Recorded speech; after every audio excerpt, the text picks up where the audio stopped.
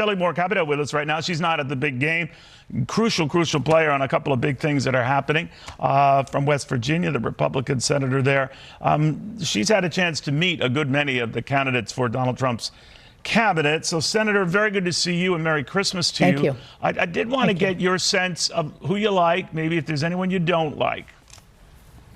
Well, I think I have met several, certainly Pete Hegseth. I just saw Sean Duffy before I left town, Brooke Rollins. I mean, I could go through the list. I think all of them are well prepared for leading the respective agencies that they have. Tough questioning for some. That I saw Kash Patel ask about some of the public statements that he's made and where he would like to take the FBI. Certainly in my space where I do a lot of work, Lee Zeldin is going to be a great EPA administrator, and I think he will be overwhelmingly affirmed once we begin that process and after he comes before our committee.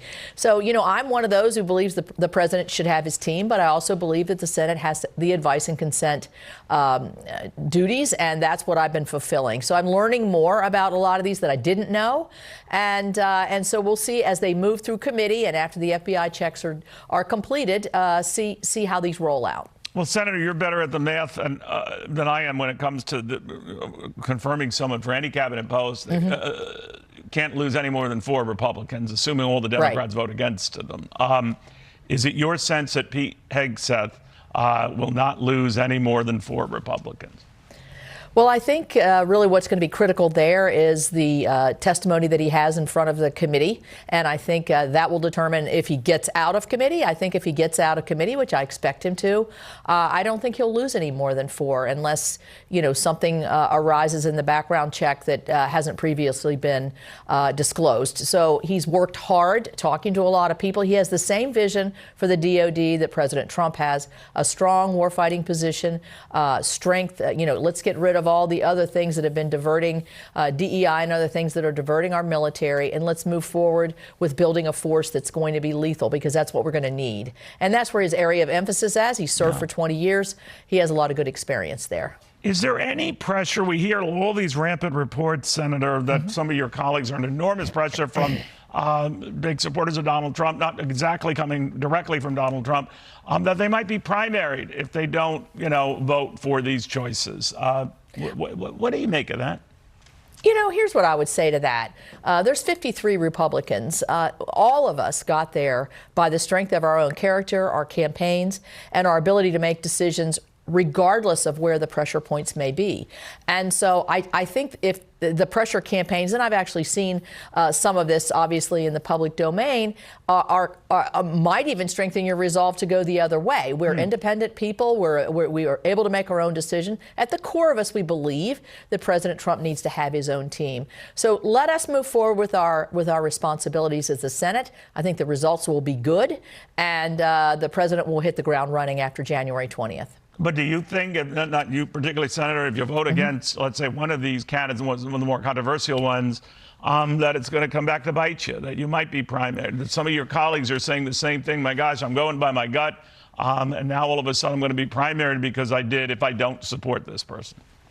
Honestly, we just won an election where the Republicans took the House, the Senate, and the president overwhelmingly. Why in the world are we shooting at each other and trying to divide another and threaten primaries? I think it's a useless exercise, quite frankly. I think what we should be doing is formulating how we're going to get tax reform, how we're going to close the border, how we're going to make better economic decisions, all the things that people voted on. So I hope this all dissipates as we turn the corner into the new year. And, threats of primary, you get that threat every time you're up for election. So to us, those of us who run all the time, it's just kind of in the course of doing our business. All right. Part of that business is extending the president's tax cuts that expire at the end of the year. Right. We still have a ways to go. And the next year, I should say, Senator. What is your sense of the timing of that? We're told border first. Now, obviously, you guys can talk and chew gum at the same time. I get that. But the priority seems to be the border first. But can you enlighten us? Well, I believe, and our leader who's coming in, John Thune, has put forward a plan where we might have a two-step process here, where we have border, we have defense, and we have other things that we can do quickly that we know will move much quicker. Tax reform is much more complicated and doesn't expire until the end of 26. Some of the tax relief that we passed and I voted for in 2017. So I think the theory here is to get a win on the board, to show the American people border is number one, energy is important, and our defense is important, and couple those, have that paid for, and move forward as a team, and then begin to get into the pushes and pulls of tax reform. I like that plan, but I realize it's still up in the air, and I realize that the Speaker of the House has unique challenges there with such a narrow margin. Right. But they're working together, and I think that's. I think what you'll see is once the president weighs in, and finally, I think you'll see he wants a win quickly, and I think particularly on the border, and I think that's the best way to get it.